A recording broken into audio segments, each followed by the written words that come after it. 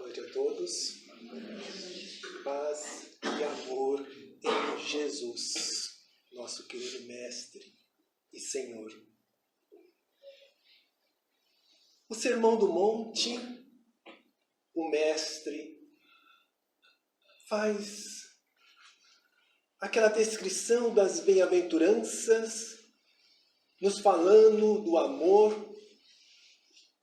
nos trazendo as promessas de um reino de luz e de paz, abrigando os nossos corações com todos aqueles ensinamentos. E mais adiante, ele começa a nos colocar alguns pontos importantes. Em certo momento, ele assim nos diz: não penseis que vim destruir a lei ou os profetas. Eu não vim destruir, mas dar-lhe cumprimento. Em verdade vos digo, os céus e a terra não passarão antes que todos os pontos da lei sejam plenamente vivenciados. E nesse instante, nós paramos para refletir sobre esta frase de Jesus: eu não vim destruir a lei. E nos perguntamos, a que lei Jesus estava se referindo? Será que é a lei humana ou a lei divina? Logicamente, iremos pensar e em nossa meditação veremos que é a lei divina a que o Mestre se refere.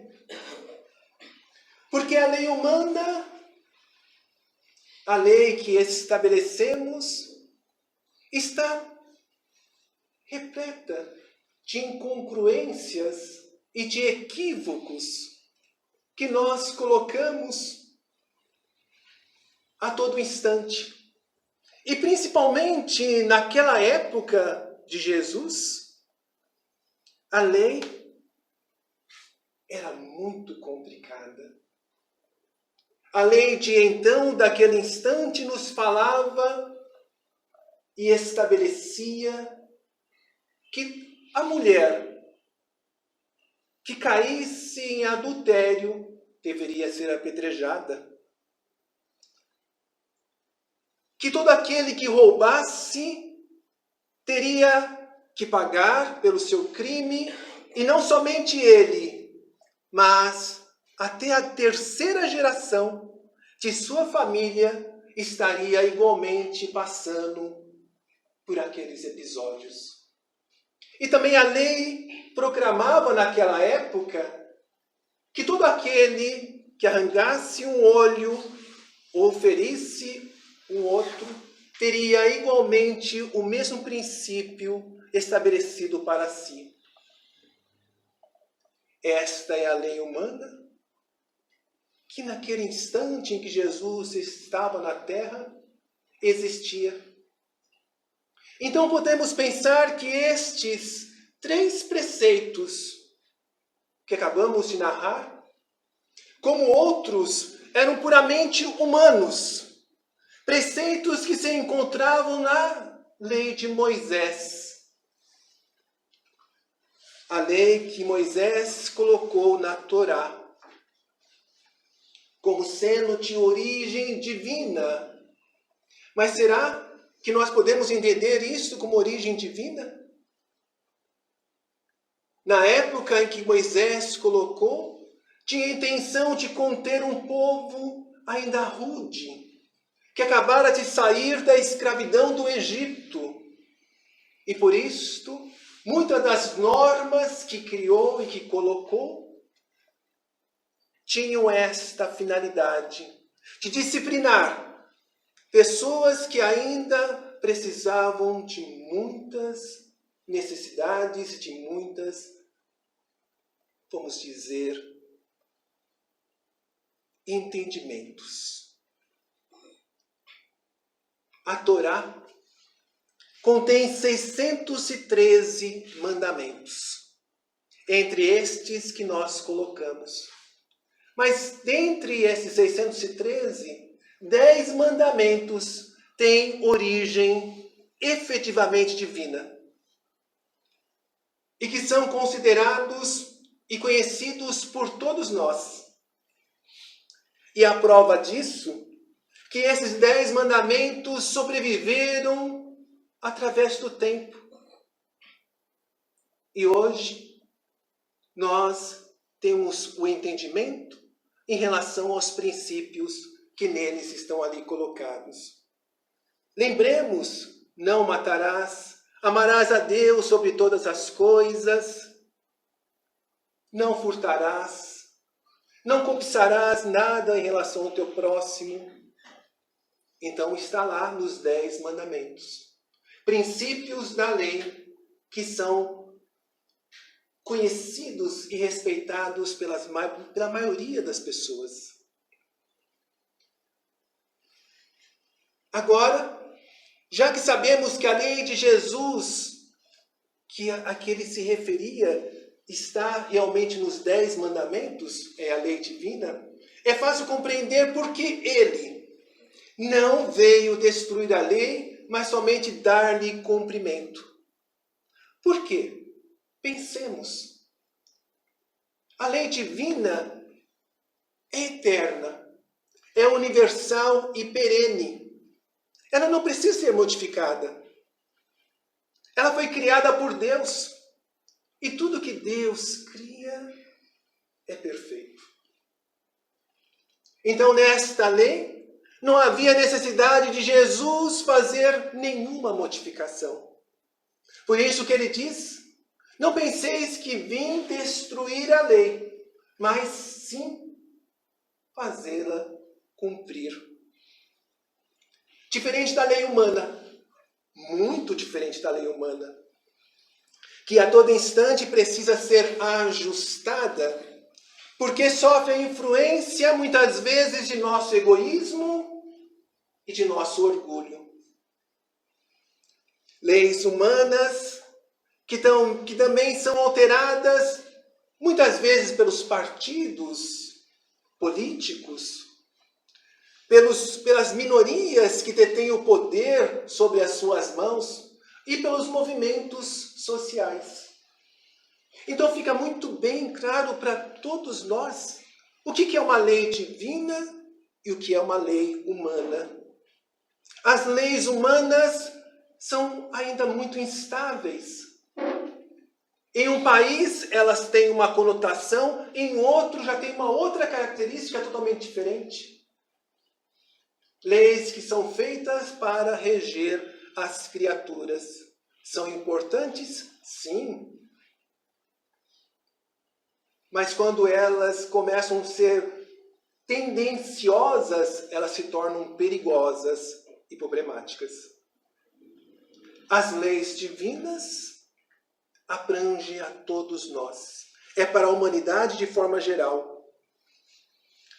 Jesus interferiu em algumas dessas leis humanas.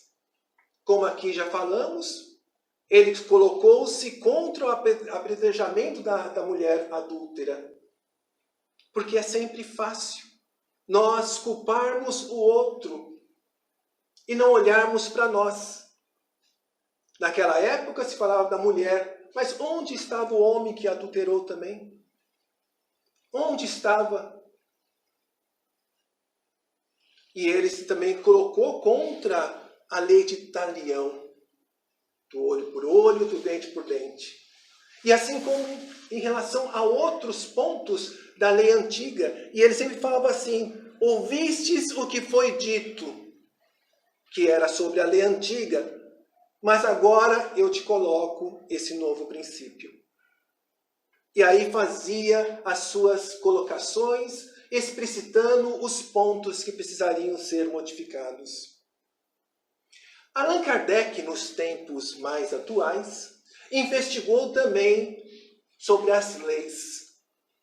E no Livro dos Espíritos, livro 3º, trata sobre as leis morais. Esse livro 3º foi ampliado e deu origem ao Evangelho segundo o Espiritismo. Livro do qual recomendamos a todos que leiam, que estudem. Inclusive, neste momento, estamos no curso estudando as leis morais de terça-feira. Então, Allan Kardec questiona os espíritos superiores aos espíritos imortais sobre a lei de Deus, dizendo assim: a lei de Deus é eterna? Isso está na questão 615. E os espíritos respondem: é eterna e imutável, como o próprio Deus. Então Deus, soberano, cria suas leis de forma a se tornarem leis soberanas em todo o universo. Elas não se modificam com o passar do tempo. Elas permanecem. E isso nos dá segurança. Imaginemos nós, se as leis da natureza fossem se modificar a cada temperamento nosso. A gente plantaria lá uva e colheria laranja. Ah, ela se modificou. Não. A semente que nós plantamos de uma determinada espécie vai continuar dando os seus frutos sempre da mesma espécie. Isso é importante para nós? Não tenhamos dúvida. Nós sofremos imensamente nos tempos atuais com essas variações das leis econômicas. Nós sabemos o que é isso. Então, as leis serem imutáveis, que são as leis divinas, nos dão segurança para que a gente possa crescer, nos desenvolver e seguir adiante. E Kardec ainda faz uma outra questão. Então, se as leis eternas, imutáveis, foram criadas por Deus, onde está escrito estas leis? Isso está na questão 621. E os imortais respondem: na nossa consciência.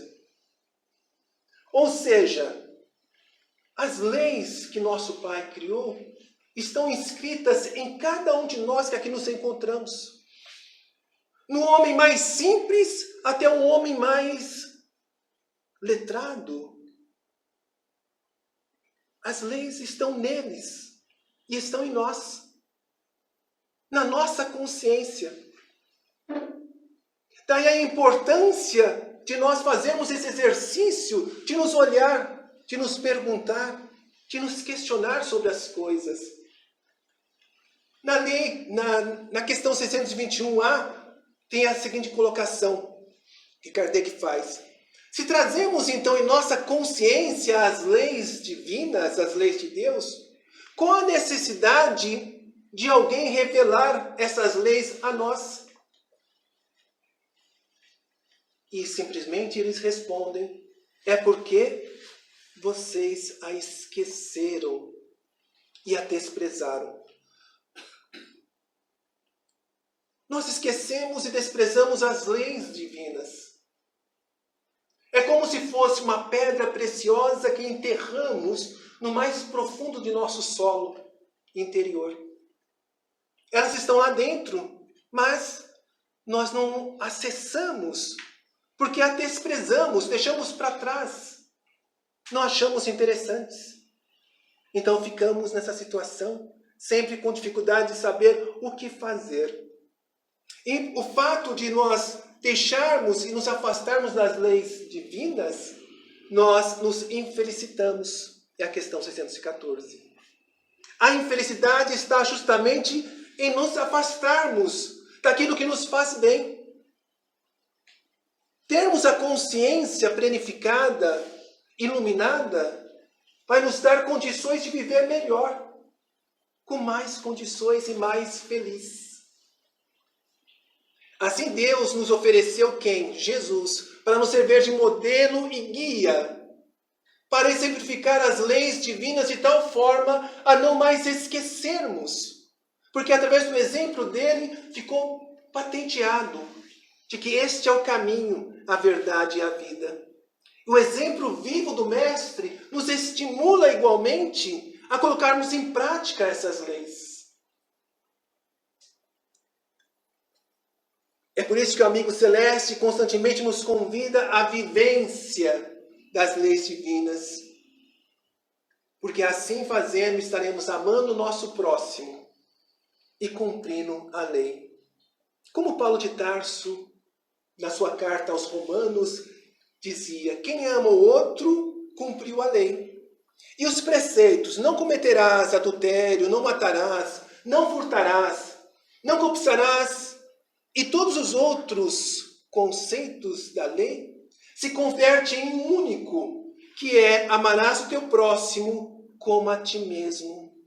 E a caridade se resume a isto: fazer o maior bem ao nosso próximo. E aí é a plenitude da lei. Muito bem. Vamos então agora refletir um pouco sobre essa frase. Em verdade vos digo que o céu e a terra não passarão enquanto toda a lei não for cumprida. Essa frase nos traz algumas reflexões interessantes e importantes. O que significa o céu e a terra passarão? Simplesmente que a terra tem tempo de validade. Assim como o nosso corpo. O nosso corpo físico tem um tempo de validade. Alguns de nós já estão se aproximando do tempo, outros estão começando. Mas temos o tempo de validade. A terra também tem o seu tempo de validade. Jesus ressalta esse processo em algumas passagens, como em Mateus 24, 35, passará o céu e a terra, minhas palavras nunca passarão. Em Lucas, é mais fácil passar céu e terra do que uma só vírgula da lei. Passar é desaparecer ou não existir mais.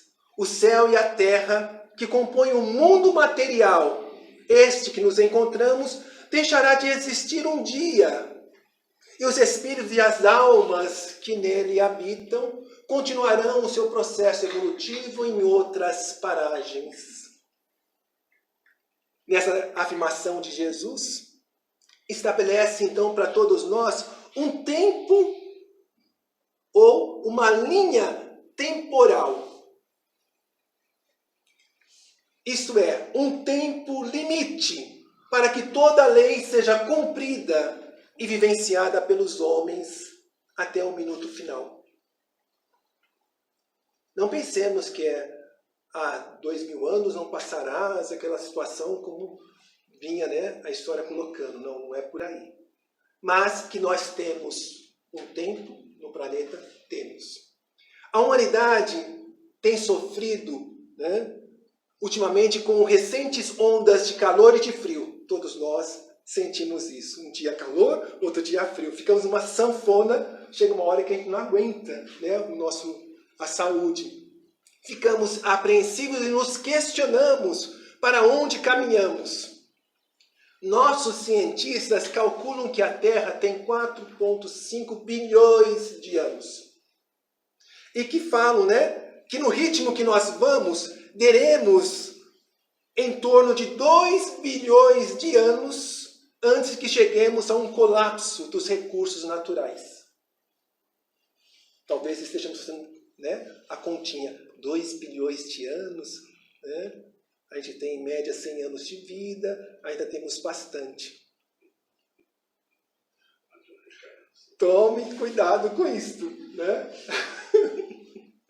Como o nosso amigo está falando, haja reencarnação. Temos ainda muitos processos. Podemos ficar tranquilos? Eu diria assim, um tranquilo, mas nem tanto, Então eu coloquei assim, isso é uma boa ou uma má notícia? Sabemos que temos mais ou menos 2 bilhões de anos. Depende. É uma má notícia se continuarmos dando de ombros para a vida e para as pessoas. Ou seja, negligenciando de forma egoísta as criaturas e os apelos que a natureza recorrentemente nos traz. E será uma boa notícia, porque coloca cada um de nós com a responsabilidade em nossas mãos. Responsabilidade porque nós somos parte da solução. Podemos modificar muitas coisas e aproveitar melhor o nosso tempo. Não jogar fora, não desperdiçar. Jesus já nos alertava a isso há 2000 anos atrás. Eu vim para que tenhais vida e vida em abundância. O seu alerta sempre está chegando aos nossos ouvidos. Entretanto, alguns acreditam no Cristo, outros não acreditam. Então, por mais que nós tenhamos as nossas convicções, que pelo menos nós não sejamos negacionistas por acomodação. Vamos dar ouvido aos cientistas e entender, então, que existe a necessidade de nós tomarmos algumas atitudes perante as situações em que o mundo se encontra. Jesus nos convida a aproveitar o tempo de agora para fazermos a plantação em nossos corações, plantações de luz e de amor, e fazer com que a nossa existência seja mais proveitosa. O céu e a terra não passarão sem que tenhamos ensejo de vivenciar e assimilar as leis divinas em nossos corações. Portanto, meus amigos, nada de fazer corpo mole e deixar para amanhã o que podemos fazer hoje. A procrastinação e a indolência são duas enfermidades morais que nos causam muito prejuízo. Para finalizar, a gente vai trazer uma mensagem, um conto que Chico nos traz através de sua psicografia. Zezélia pedia esmolas havia muitos anos. Não era tão doente que não pudesse trabalhar produzindo algo de útil, mas não se animava a enfrentar qualquer disciplina de serviço. Esmola, pelo amor de Deus, clamava o dia inteiro, dirigindo-se aos transeuntes, sentada à frente da sua mansarda, do seu telheiro. De quando em quando, pessoas amigas, depois de darem alguns trocados, aconselhavam: "Ô, dona Zezélia, você não poderia plantar algum milho?" "Não posso", respondia alto. "Zezélia, quem sabe poderia você beneficiar alguns quilos de café?" "Quem sou eu, meu filho? Não tenho forças." "Não desejaria lavar roupa e ganhar algum dinheiro?" "Nem pensar nisto. Não aguento." "Zezélia, vamos vender flores", convidavam alguns jovens que se compadeciam dela. "Não posso andar, minhas filhas", exclamava suspirando. E assim, Zezélia vivia prostrada, sem ânimo, sem alegria. Afirmava sentir dores por todo o corpo. Dava notícias da tosse, da tonteira e do resfriado com longas palavras que raras pessoas dispunham de tempo para ouvi-las. Era um carrossel de lamentações contínuas. Tanto pediu, chorou e se queixou Zezélia, que em certa manhã foi encontrada morta. E a caridade pública enterrou-lhe o corpo com muita piedade. Todos os vizinhos e conhecidos julgaram que a alma de Zezélia fora diretamente para o céu. Entretanto, não foi assim. Ela acordou em meio a um campo muito escuro e muito frio.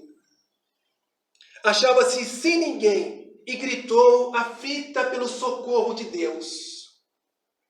Depois de muito tempo, um anjo apareceu e disse-lhe, bondoso: "Zezélia, que deseja você?"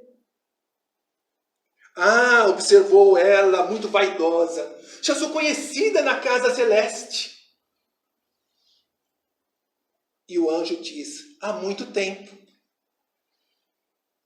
A velha começou a chorar e rogou em pranto: tenho sofrido muito, quero o amparo do alto.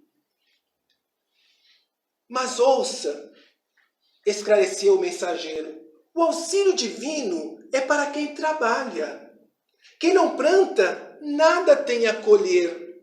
Você não cavou a terra, não cuidou das plantas, não ajudou os animais, não fiou o algodão, não teceu fios, não costurou o pano, não amparou crianças, não fez pão. Não lavou a roupa, não varreu a casa, não cuidou de flores, não tratou nem mesmo de sua saúde e de seu corpo. Como pretende receber as bênçãos do céu? A infeliz observou então: nada podia fazer, eu era mendiga. O anjo, contudo, replicou: não, Zezélia, você não era mendiga. Você foi simplesmente preguiçosa. Quando aprender a trabalhar, chame por nós e receberá o socorro celeste. Cerrou-se-lhe os olhos, o horizonte de luz, e às escuras Zezélia voltou à terra a fim de renovar-se. Reencarnou novamente, para recomeçar de onde que havia parado e fazer o trabalho que era necessário. Então, meus amigos, temos noções que a ciência nos traz do tempo que nós temos aqui na existência. Não vamos negligenciar esse tempo. E não vamos também criar neurose, de o juízo final. Não é isto. Mas vamos saber que cada minuto é precioso. E precisamos fazer o nosso melhor. E não deixar para depois. O depois pode custar caro. Reencarnaremos, como o nosso amigo falou. Retornaremos quantas vezes forem necessárias.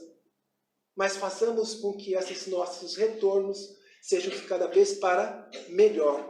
E nunca para recomeçar a lição negligenciada.